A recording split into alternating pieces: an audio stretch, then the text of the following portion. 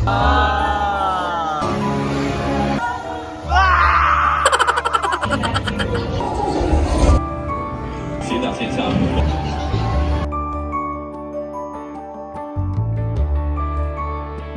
up mga idol? This is Lods. Kasama ang buong tropa. Tara, sama na sa aming gala.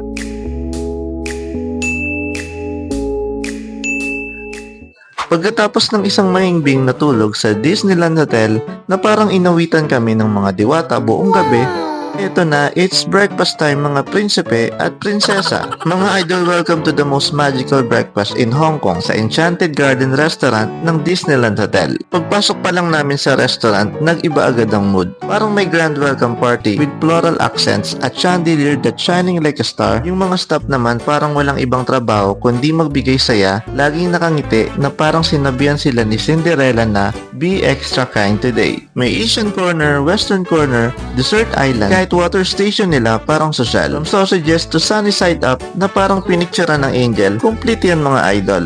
And guess what? Hindi pwedeng walang Pinoy vibes dahil meron tayong mga kababayan na nagtatrabaho dito sa restaurant. Wala bang tuyo? Hindi. Pero wish ko lang. Fish ko lang. Ano po yung mga... Ate, yung soup?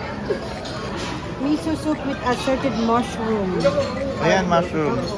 At yan, ano yan? Opo, sige po. Gusto niyo pa? Ayun. Saan po yung mushroom? Wala pa?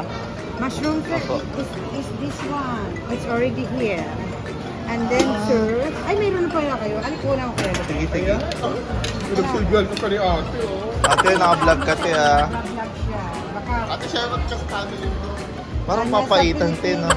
Saan pa kayo sa ano? Taga-Leyte po. Parang papaitan lang, te. Na? Wow. Yung gulay, oh. Gusto mo gulay? Ano po Sige yun, po. sir? Mushroom at saka kelp. Opo, parang ano, seaweed. O kelp po yan. Kelp. Ayan, gano'n pa ako ng mainit, eh. Thank you po. Okay. Enjoy. Okay. Omelette. Oo. Oh, ganda mo subo. Bigyan ka.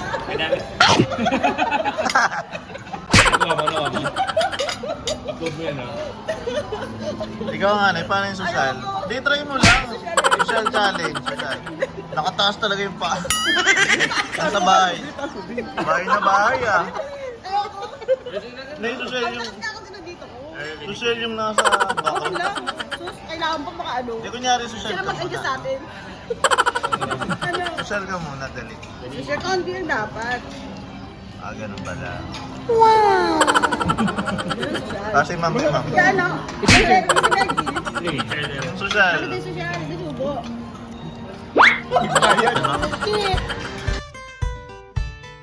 Habang enjoy na kami sa pagkain, biglang boom may surprise appearance. Mga idol, dumating si Pluto at syempre ang OG himself, Mickey Mouse. Grabe, ang lahat ay nagpanik as in pictorial mode agad. Cellphones, cameras, lahat naka-zoom in, selfie dito, groupie doon, lahat parang biglang naging bata ulit. At ayun mga idol, mission accomplished sa pinaka-magical na breakfast experience ever. Busog ang tiyan, happy pa ang puso. Saan ka pa, diba? Disney vibes pa lang sa umaga, panalo na. But wait mga kapamilya, kapuso at mga idol, hindi pa dyan nagtatapos ang ating Disney Dream Day. Ngayon naman, it's time for the main event mga prinsipe at prinsesa. Kapit lang dahil pupunta na tayo sa lugar na kahit anong edad mo ay mag-i-enjoy ka. Yes mga idol, next stop ang mismong kaharian ng saya at pangarap, Hong Kong Disneyland. Kaya tara na, let's sprinkle a little pixie dust and let the magic begin. Pagbaba pa lang ng shuttle bus at paglakad papuntang entrance, syempre hindi pwedeng palampasin ang mandatory pictorial sa Disneyland Arc.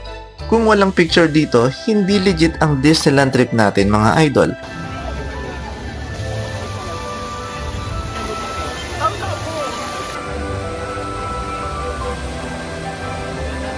Pagpasok sa loob, smiles everywhere. Lahat ng taong nakatingin pataas, may background glow sa mata. Parang biglang live action ng sarili mong childhood dreams. Grabe, parang nandito talaga ang pangarap natin at amoy cotton candy at popcorn pa. Ayan na siya, ang castle na nakikita ko lang dati sa pirated DVD ng mga Disney movies. Kung may background music lang to, baka umiyak na ako.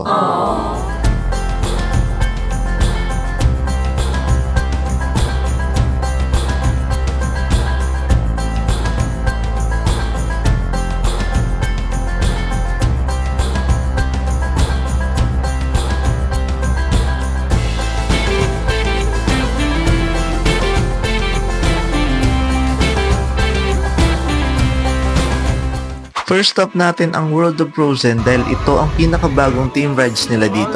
Kaya let's go at itry natin. Pagdating namin sa Arendelle Village, ang saya ng vibes at merong mga tindahan.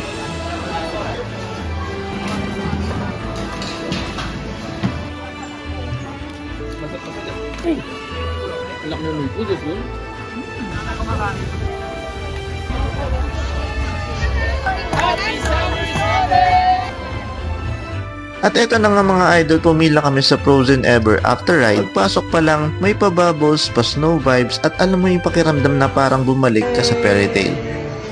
Okay na to.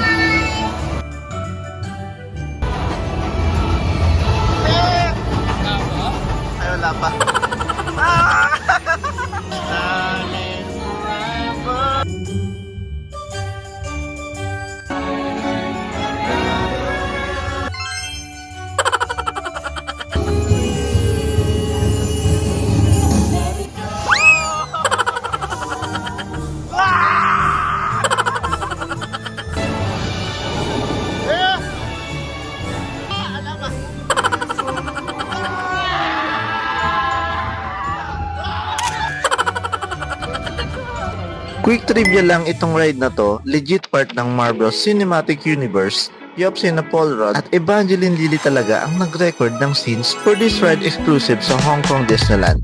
So technically, naging part kami ng MCU at naging co-star ko si Ant-Man. Iron Man Experience.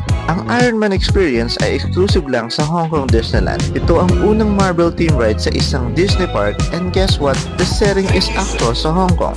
So habang lumilipad ka, kita mo ang Victoria Harbor, IFC Tower at mga lugar na napuntahan mo in real life.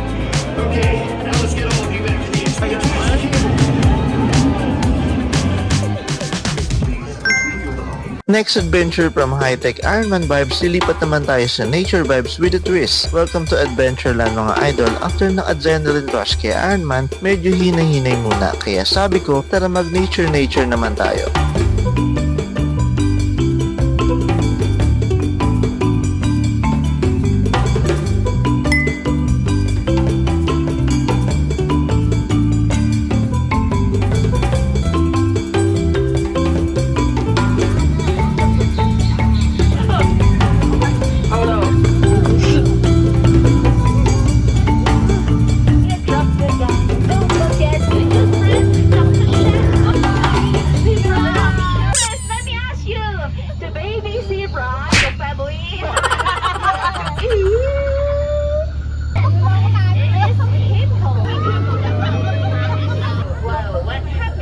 The Jungle River Cruise sa Hong Kong Disneyland has 3 language queues, English, Cantonese, and Mandarin. But no matter what language, lahat ng tour guides dito, trained comedians.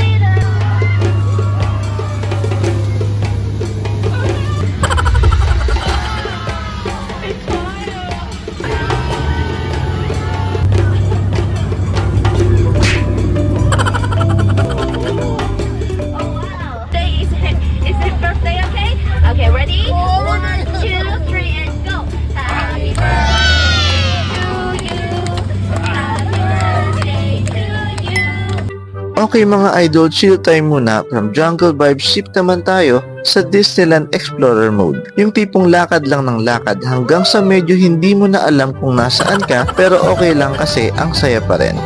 Of course, hindi Disneyland ang experience kung walang popcorn na may cute souvenir box ng Mickey Mouse. Pero malayo pa lang, amoy na agad ang buttery aroma niya. Sobrang bango, nakakatakam. At syempre, tipid-tipid din pag may time, refill ng tubig sa mga pre-water stations around the park. Toy Storyland. Pagpasok pa lang sa Toy Storyland mga idol, parang ibang dimension na to. Parang may magic wand na nagpaliit sa amin. Sa kanila lang pala. Grabe, parang biglang lumiit ang mundo, lahat ng nasa paligid oversized. Parang kami yung laruan dito, hindi sila Buzz at Woody. Ang mga building Lego style, ang mga upuan parang gawa sa puzzle pieces. Pure childhood throwback ang vibe na may halong kilig. If you did, you need to drink more water. Bigla naming naramdaman ang isa sa pinakamakapangyarihang force sa buong Disneyland, ang gutom. At eto na nga mga idol, nakita namin ang ultimate bentahe ng sorbete sa buong kaharian. Mickey at Minnie Mouse Ice Cream Bars. Siyempre, hindi namin to pinalampas. Isa kay Mickey, isa kay Minnie para sweet-sweetan ang vibe.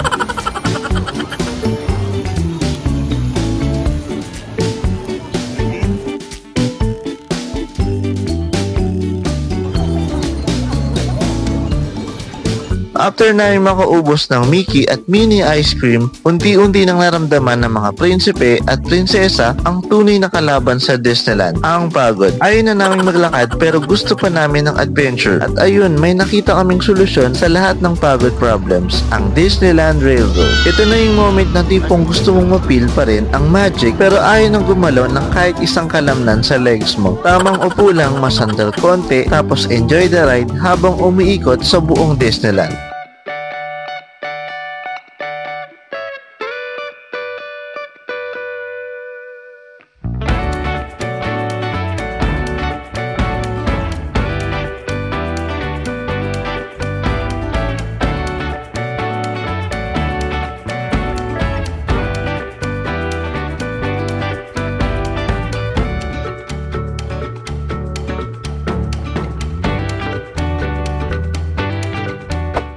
Pagkababa namin ng Disneyland Railroad, parang may narinig kaming mas malakas pa sa fireworks. At ayun na nga mga tiyan naming nag-aalsa na, kanina Mickey Shape ice cream lang ang panglaban, ngayon kailangan na namin ng something pangmalakasan.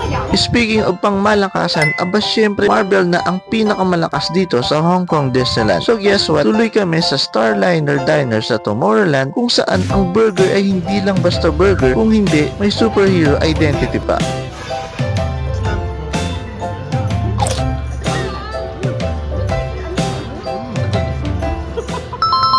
Busog na ang mga prinsipe at prinsesa pero hindi pa tapos ang fairy tale ngayong gabi dahil ang pinakahihintay ng lahat, ang pinaka-magical na part ngayong gabi, ang Momentos Nighttime Spectacular. Pero teka, ang dami ng tao, parang buong kaharian ng Disneyland ay nandito.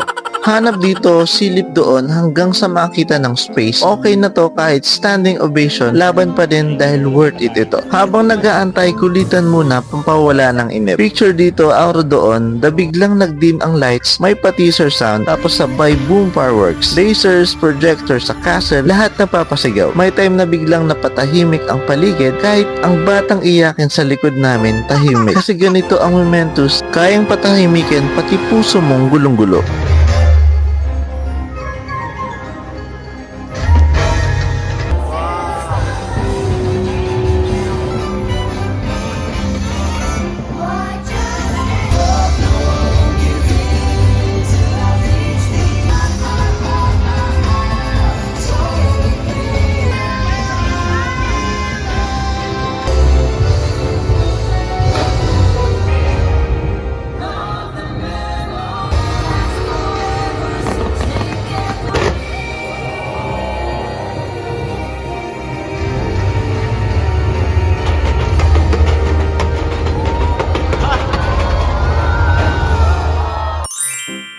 Tapos na ang show pero parang kami ang na-stuck sa magic. Alam mo yung feeling na kahit tapos na, ayaw mong umalis. Ganun kami. Pero isang bagay lang ang malinaw, sumakses ang emotions namin dito sa Momentos. Pero nung lumabas kami, boom zombie apocalypse ang level ng crowd. Parang buong Hong Kong at mga tourists from the whole world na mag-aasamang naglalakad pa exit ng Disneyland.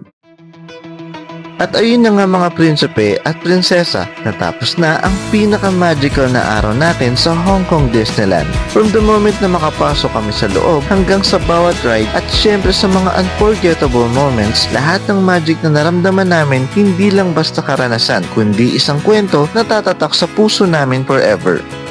Sabi nga nung kanta, live the moment and love the memory. At alam nyo, sa bawat tawa, bawat kilig at bawat pangarap na naging totoo, nasa isang lugar tayo kung saan kahit isang saglit lang nararamdaman natin na anything is possible. Hindi namin makakalimutan to, Disneyland. Thank you for the magic and happy 20th anniversary! See you again soon mga idol!